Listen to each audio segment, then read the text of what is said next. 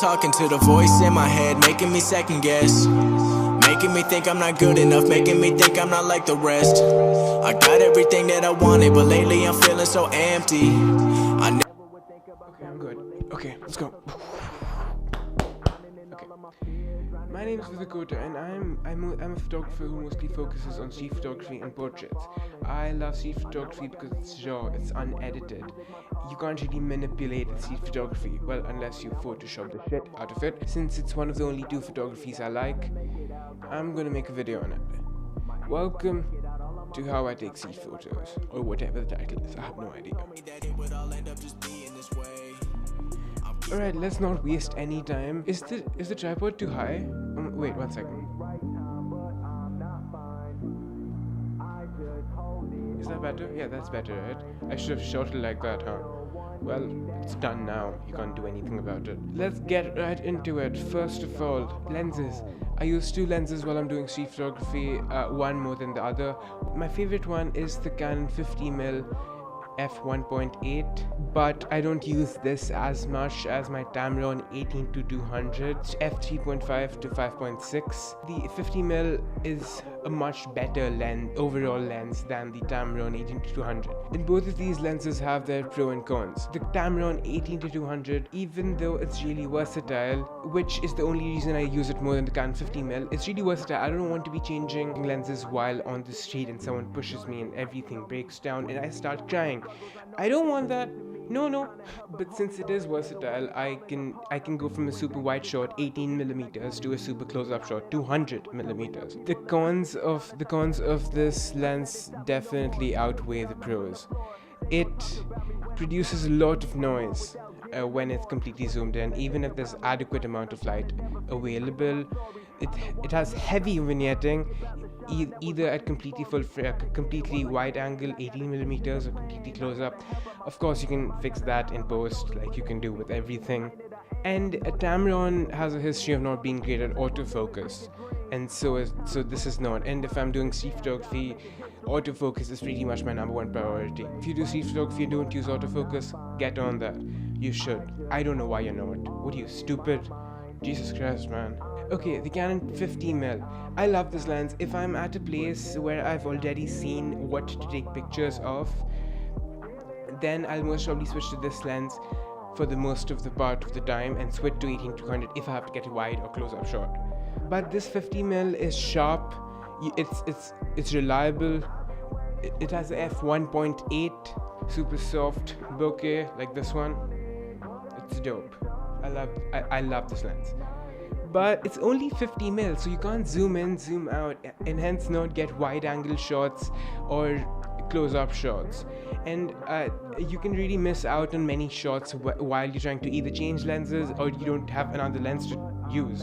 But I constantly try to challenge myself and use only the 50mm while I'm taking pictures. Okay, the camera. The camera doesn't really matter in street photography anyway.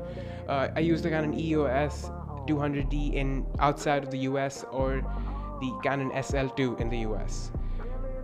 I don't have a reason behind taking this camera except it was cheap. That's it. It's a cheap entry-level DSLR. APS-C sensor, dual pixel autofocus, important to me because I also do video. But that's pretty much it. It has a microphone jack, that's also a big thing. Right, tripods. I don't use tripods while taking street photography because there's literally no point in using tripods while you're doing street photography, because you need to keep moving constantly. ND filter. Now I know an ND filter is crucial when you're taking any photos really, to maintain the depth of field. If it's bright. But the problem with me is, now this might be a terrible tactic, I don't know. I do keep an ND filter with me all the time, but I use it on my camera very less. When you're following a subject around with the camera and suddenly clouds appear, you don't want to be fumbling with the ND filter. Even if it's variable, it takes quite an amount of time unless you've mastered it to twist it at the correct spot. Right, my settings. Okay, as I mentioned, I use autofocus. I use single point autofocus mainly because when I'm using the Tamron 18-200, because it's just searching for the focus too much for me to actually wait that long. I would miss the shot. So I use the single point autofocus on the center of the screen Then I put the subject on the center, then I move the camera to fit the frame accordingly. I don't know if that makes sense. Does that make sense?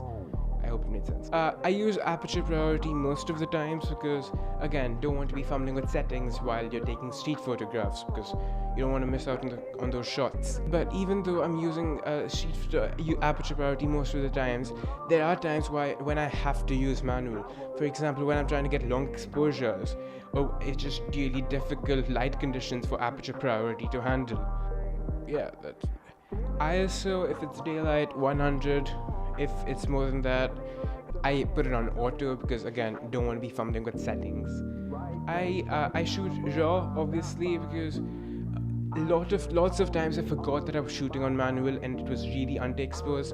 But thank God I was shooting in raw because I can just bring that up, bring the shadows up, and it looks really good because raw is dope. I'll be making a video about shooting raw very soon, hopefully. I'll most probably forget, but still. While I shoot raw, the picture profile I choose is neutral so that I have more room to play with the shadows and highlights in post. This is a cinematography / videography tip. If you want to shoot raw, if you want to shoot flat profile but your camera doesn't shoot flat profile, I do that for photos also because it gives you the same amount of flexibility as it would give you in a video. Shooting mode, continuous shooting always. There's never a time I've now not been using continuous shooting. To continuous shooting, you can focus on a subject, press the shutter button, and get every action that happens. So it's the best method of not messing out on a moment. I'm thinking if there's anything else to say. I don't think so. So that's it for today's video. It's been a while since I've made a video and it's good to be back. Subscribe if you haven't already, like the video, and I'll see you in the next one. Bye. But it can't be changing the man that I am. Know that I'm meant to do bigger things on a bigger level, living bigger dreams. Hard times, but I gotta grind to the day I die, making history. Right place, right time.